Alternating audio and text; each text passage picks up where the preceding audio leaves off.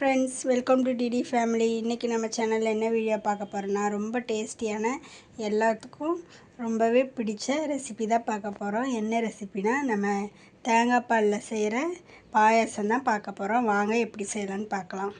இப்போ நம்ம வந்து அரை மூடி தேங்காய் எடுத்து வச்சுருக்கோம். இந்த தேங்காய் இப்போ நம்ம சின்ன சின்னதாக கட் பண்ணி எடுத்துக்கலாம். நம்ம தேங்காவெல்லாம் இப்படி கட் பண்ணி எடுத்துகிட்டு வந்தாச்சு. இப்போ இதை நம்ம ஒரு மிக்ஸி ஜாரில் போட்டுக்கலாம்.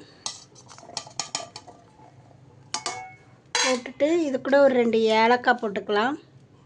இப்போ இதை நல்லா நைஸாக அரைச்சி இதில் இருக்கிற பால் எடுத்துக்கலாம் தனியாக. பாருங்கள், நம்ம நல்லா நைஸாக அரைச்சி எடுத்துகிட்டு வந்தாச்சு. இப்போ இதை நம்ம கொஞ்சம் தண்ணி ஊற்றி பால் எடுத்துக்கலாம். இதில் நமக்கு ஒரு டைம் பால் எடுத்தாச்சு.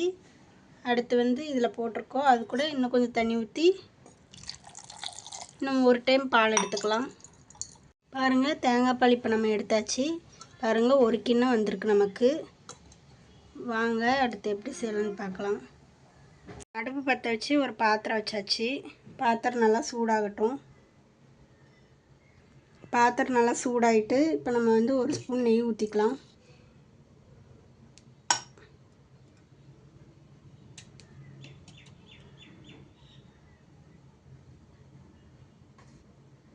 நெய் நல்லா சூடாகட்டும். நெய் சூடாயிருச்சு.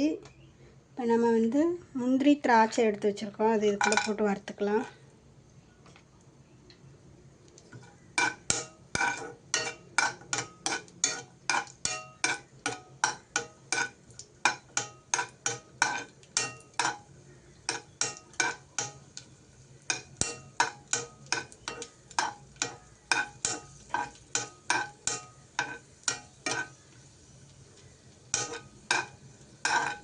பாருங்கள், இது நல்லா வறுபட்டுருச்சு. இப்போ நம்ம இதை ஒரு கிண்ணத்தில் எடுத்து வச்சுக்கலாம்.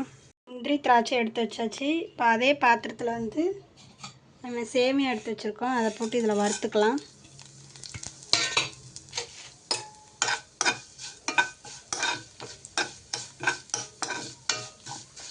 சேமியா நல்லா கலர் சேஞ்ச் ஆகணும்.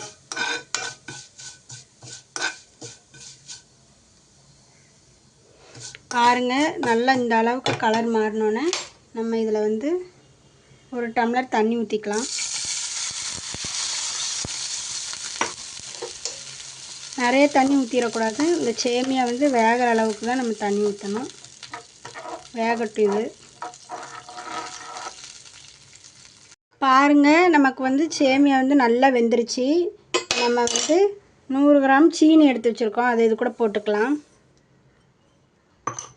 போட்டு நல்லா சீனி கரையிற அளவுக்கு அடுப்பில் இருக்கட்டும். சீனி கரைஞ்சதுக்கப்புறம் பார்க்கலாம். பாருங்கள், நமக்கு சீனி நல்லா கரைஞ்சிருச்சு. இப்போ நம்ம தேங்காய் பால் எடுத்து வச்சுருந்தோம்ல, அதை இது கூட ஊற்றிக்கலாம்.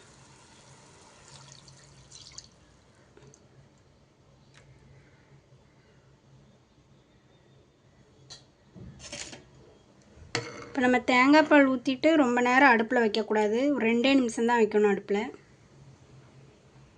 பாருங்கள், சிம்மிலே தான் வைக்கணும். இப்போ நம்ம தேங்காய் பால் ஊற்றிட்டு கொதிக்க விடக்கூடாது. கொதிக்கிறக்குள்ளேயும் நம்ம இதை இறக்கிடணும்.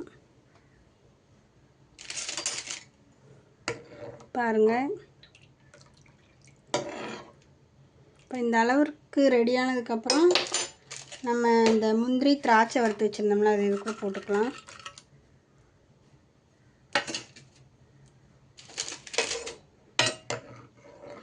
பாருங்கள், போதும். ரொம்ப நேரம் அடுப்பில் இருக்கக்கூடாது. 2 நிமிஷம் ஆயிடுச்சு. இப்போ நம்ம அடுப்பை ஆஃப் பண்ணிக்கலாம். நமக்கு ரொம்ப டேஸ்டியான தேங்காய் பால் பாயாசம் ரெடி ஆகிட்டு.